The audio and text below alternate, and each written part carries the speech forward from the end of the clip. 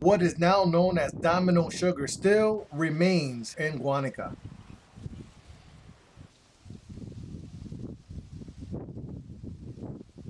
Charles Herbert Allen was the first appointed governor of Puerto Rico by President McKinley. He served from 1900 to 1901. Mr. Allen established the island's economy and infrastructure. Once leaving office, he soon became a sugar baron.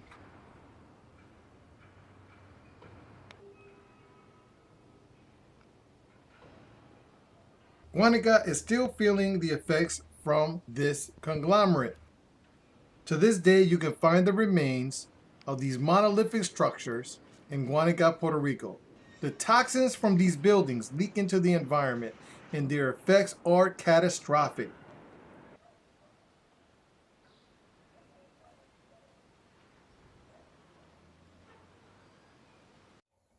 So I'm at the abandoned sugar factory here in Ensenada, Puerto Rico, and kind of was standing underneath the structure here.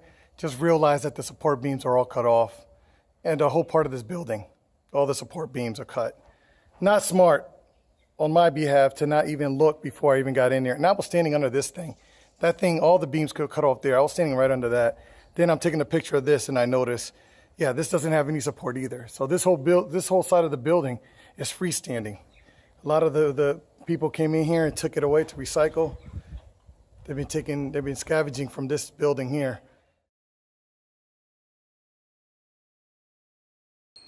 Can you only imagine what happens to everything in these buildings during a hurricane? I'm Jose Candelario, and this has been a Puerto Rican Moment.